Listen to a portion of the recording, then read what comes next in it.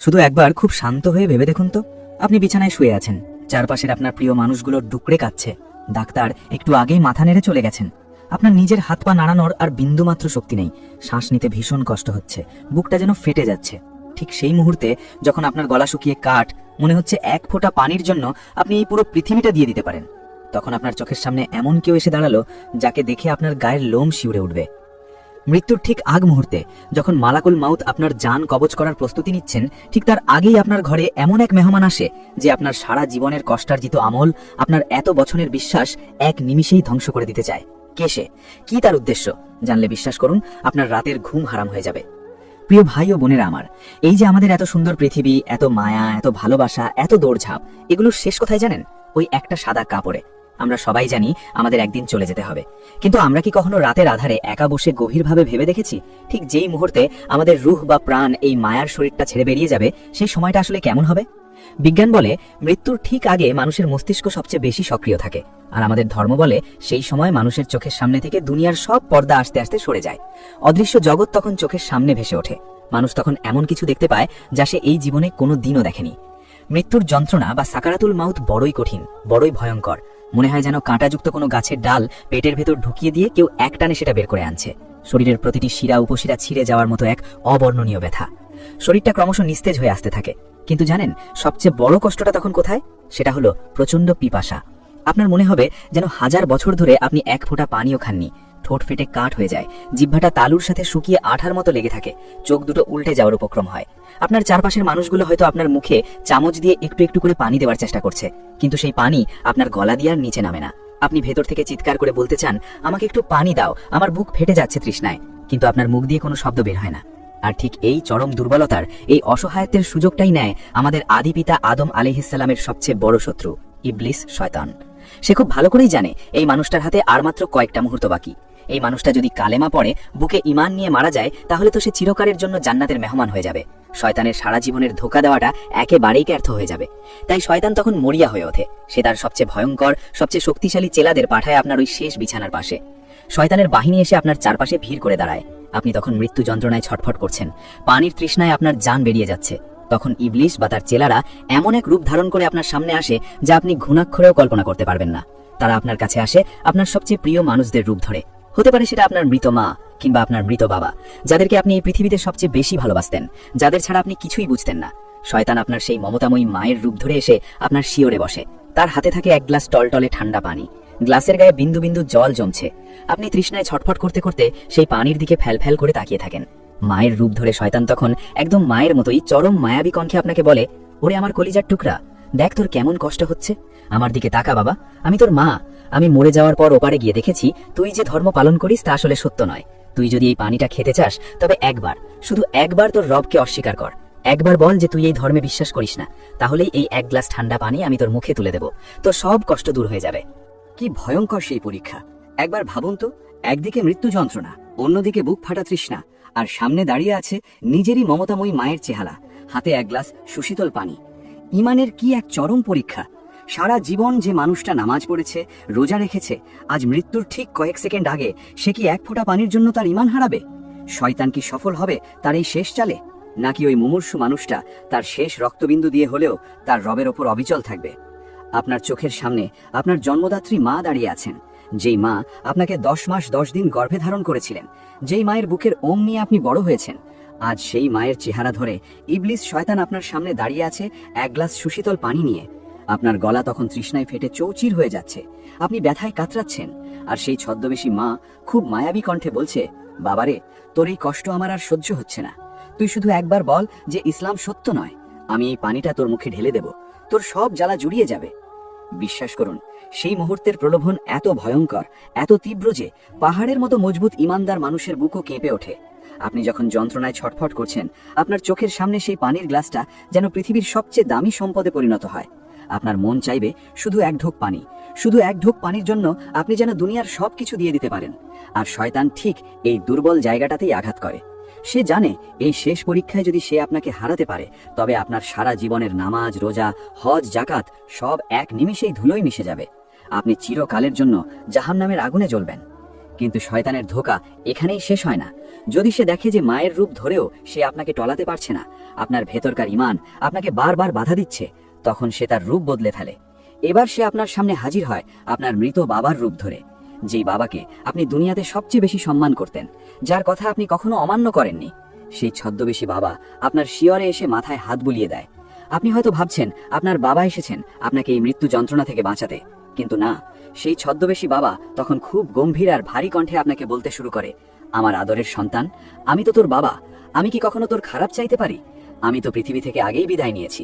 আমি ওপারে গিয়ে দেখেছি আমরা পৃথিবীতে যেই ধর্ম পালন করতাম তা ভুল ছিল। আসলে অমুক ধর্মটাই সত্য। তুই এখনই সেই ধর্ম গ্রহণ করে নে, তাহলেই তোর এই মৃত্যু যন্ত্রণা দূর হয়ে যাবে, তুই শান্তিতে মরতে পারবি। একটু ভাবুন তো ভাই ও বোনেরা, আমরা সাধারণ মানুষ, আমাদের ঈমান তো সাহাবীদের মতো মজবুত নয়। মৃত্যুর সেই ভয়ঙ্কর যন্ত্রণার সময় যখন শরীর থেকে এক এক করে প্রাণশক্তি বেরিয়ে যাচ্ছে, তখন চোখের সামনে নিজের বাবা মাকে এমন কথা বলতে দেখলে মানুষের মনের অবস্থা কি হতে পারে? মানুষের মস্তিষ্ক তখন এমনিতেই কাজ করা বন্ধ করে দেয়। আর তার উপর শয়তানের এই ভয়ঙ্কর মায়াজাল। আপনার চারপাশের মানুষগুলো, আপনার স্ত্রী, সন্তান, ভাই বোন, তারা সবাই আপনার পাশে বসে কাঁদছে। কেউ হয়তো আপনার বুকে হাত মালিশ করে দিচ্ছে, কেউ আপনার পা চেপে ধরছে, কিন্তু তারা কেউ দেখতে পাচ্ছে না যে আপনার চারপাশে কত বড় এক অদৃশ্য যুদ্ধ চলছে। তারা কেউ বুঝতে পারছে না যে আপনার সামনে ইবলিস শয়তান তার পুরো বাহিনী নিয়ে দাঁড়িয়ে আছে আপনার ঈমান কেড়ে নেওয়ার জন্য। তারা শুধু দেখছে আপনি চোখ বড় বড় করে শূন্য দৃষ্টিতে তাকিয়ে আছেন। তারা ভাবছে আপনি হয়তো ব্যথায় কাতরাচ্ছেন, কিন্তু আসলে আপনি তখন শয়তানের ভয়ঙ্কর প্রলোভনের সাথে লড়াই করছেন। ধীরে ধীরে আপনার পায়ের দিক থেকে রূহ বা প্রাণ বের হওয়া শুরু হয়। পা দুটো একদম বরফের মতো ঠান্ডা হয়ে আসে। সেই ঠান্ডা অনুভূতি আস্তে আস্তে আপনার হাঁটুর দিকে, তারপর পেটের দিকে উঠতে থাকে। আপনার মনে হবে আপনার শরীরের নিচের অংশটা যেন আর আপনার নেই, কেউ যেন পাথর চাপা দিয়ে রেখেছে। আর যন্ত্রণার মাত্রা প্রতি সেকেন্ডে বাড়তে থাকে। শয়তান তখন বুঝতে পারে যে তার হাতের সময় খুব কম। যে কোনো মুহূর্তে মালাকুল মাউত অর্থাৎ মৃত্যুর ফেরেশতা আজরাইল আলাইহিসসালাম চলে আসবেন। তাই শয়তান তার শেষ আর সবচেয়ে ভয়ঙ্কর অস্ত্রটা বের করে। সেই অস্ত্রটার নাম হলো হতাশা বা নিরাশা। সে আপনার কানের কাছে ফিসফিস করে বলতে থাকে, তুই জীবনে কত গুনাহ করেছিস মনে আছে? তুই তো অমুক দিন নামাজ পড়িসনি, তুই তো অমুক দিন ওই মিথ্যা কথাটা বলেছিলি, তুই মানুষের হক নষ্ট করেছিস, তোর আল্লাহ তোকে কোনোদিনও মাফ করবেন না, তুই তো জাহান্নামেই যাবি, তোর তো আর বাঁচার কোনো উপায় নেই, তুই আল্লাহর রহমত থেকে নিরাশ হয়ে যা, তোর এই কষ্টের কোনো শেষ নেই। শয়তান চায় মৃত্যুর ঠিক আগ মুহূর্তে আপনি যেন আপনার রবের উপর থেকে বিশ্বাস হারিয়ে ফেলেন। আপনি যেন মনে করেন আল্লাহ আপনাকে ভালোবাসেন না। আপনি যেন আল্লাহর প্রতি এক বুক রাগ আর অভিমান নিয়ে পৃথিবী থেকে বিদায় নেন। কারণ হাদিসে এসেছে, আল্লাহ তাআলা বলেছেন, আমার বান্দা আমার সম্পর্কে যেমন ধারণা করে আমি তার সাথে তেমন আচরণই করি। শয়তান চায় আপনি যেন শেষ মুহূর্তে আল্লাহ সম্পর্কে খারাপ ধারণা করেন। আপনার জিহ্বা তখন ভারী হয়ে এসেছে, আপনি চাইলেও আর কথা বলতে পারছেন না। আপনার ভেতর থেকে কেউ যেন চিৎকার করে কালেমা করতে যাচ্ছে, লা ইলাহা ইল্লাল্লাহ। কিন্তু শয়তান আপনার মনটাকে এমনভাবে বিক্ষিপ্ত করে দেয়, আপনার সামনে এমন সব দুনিয়াবি চিন্তার পাহাড় দাঁড় করিয়ে দেয় যাতে আপনার জবান দিয়ে কালেমা বের না হয়। সে আপনার চোখের সামনে আপনার ব্যাংক ব্যালেন্স, আপনার প্রিয় গাড়ি, আপনার অসম্পূর্ণ কাজগুলোর ছবি ভাসিয়ে তোলে। সে বোঝাতে চায়, দেখ তুই এই দুনিয়াতে কত কিছু রেখে যাচ্ছিস, আর তুই কিনা মরে যাচ্ছিস। ইমানের এই লড়াইটা কত কঠিন জানেন? বড় বড় আলেম, পীর, বুজুর্গরাও মৃত্যুর এই সময়টাকে প্রচণ্ড ভয় পেতেন। ইমাম আহমদ বিন হাম্বাল রাহমাহুল্লার মতো এত বড় একজন আলেমের মৃত্যুর সময়ের একটা ঘটনা আছে। মৃত্যুর সময় তিনি বারবার বেহুশ হয়ে যাচ্ছিলেন আর বলছিলেন, এখনো নয়, এখনো নয়। তার ছেলে ভয় পেয়ে গেলেন, ভাবলেন বাবা হয়তো মৃত্যুর ফেরেশতাকে দেখে ভয় পাচ্ছেন। হুশ আসার পর ছেলে জিজ্ঞেস করলেন, বাবা আপনি এখনো নয়, এখনো নয় কেন বলছিলেন? ইমাম আহমদ বিন হাম্বাল রাহমাহুল্লাহ দুর্বল কণ্ঠে উত্তর দিলেন, শয়তান আমার পায়ের কাছে দাঁড়িয়ে তার আঙুল কামড়াচ্ছিল আর বলছিল, হে আহমদ, তুই তো আমার হাত থেকে ফসকে গেলি, তুই তো ঈমান নিয়ে পার পেয়ে গেলি।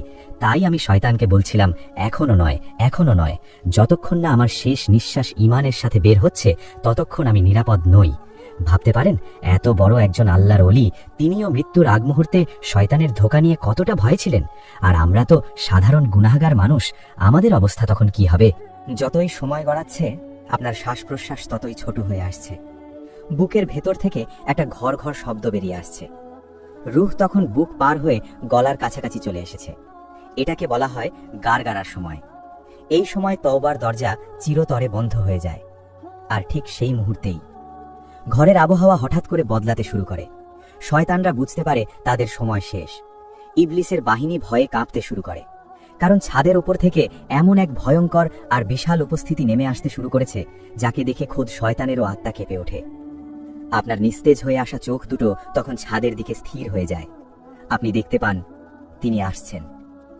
সারা ঘর জুড়ে এক অদ্ভুত নিস্তব্ধতা নেমে আসে। শয়তানের এতক্ষণের সেই ভয়ঙ্কর আস্ফালন, সেই মায়াজাল সব নিমেষেই কর্পূরের মতো উড়ে যায়। কারণ যিনি এসেছেন তার সামনে দাঁড়ানোর ক্ষমতা এই মহাবিশ্বের কোনো সৃষ্টির নেই। মালাকুল মাউত, মৃত্যুর ফেরেশতা আজরাইল আলাইহিসসালাম।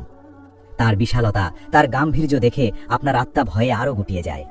তিনি একা আসেন না, তার সাথে আসে আরো অসংখ্য ফেরেশতা। যদি মানুষটি নেককার হয় তবে তারা আসেন জান্নাতের সুগন্ধি আর সাদা রেশমি কাপড় নিয়ে। তাদের চেহারা হয় চাঁদের মতো উজ্জ্বল, প্রশান্তিময়। আর যদি মানুষটি বদকার বা পাপী হয় তবে তারা আসেন জাহান্নামের দুর্গন্ধযুক্ত কালো রুক্ষ কাপড় নিয়ে। তাদের চেহারা থাকে অত্যন্ত ভয়ঙ্কর। মালাকুল মাউত আপনার শিয়রে এসে বসেন। শয়তানের বাহিনী ততক্ষণে লেজ গুটিয়ে পালিয়েছে, কারণ তাদের ডিউটি শেষ। এখন শুরু হবে আসল ফয়সালা। আজরাইল আলাইহিসসালাম ডাক দেন, হে প্রশান্ত আত্মা, বেরিয়ে আয় তোর রবের ক্ষমার দিকে, তার সন্তুষ্টির দিকে। অথবা বলেন, হে অপবিত্র আত্মা, বেরিয়ে আয় তোর রবের ক্রোধ আর শাস্তির দিকে। আপনার পা থেকে শুরু করে রুহটা তখন বুকের কফিতে এসে আটকে আছে। আপনার মনে হবে আস্ত একটা পাহাড় যেন আপনার বুকের উপর চাপিয়ে দেওয়া হয়েছে। আপনার চোখের মনি উল্টে যেতে থাকে। আপনি আপনার চারপাশের প্রিয়জনদের আর দেখতে পান না।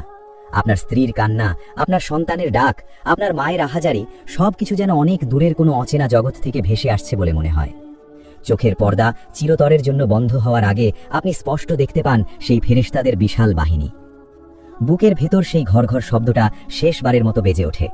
আপনার বুকটা একবার জোরে ফুলে ওঠে, আর তারপর চিরতরের জন্য থেমে যায়।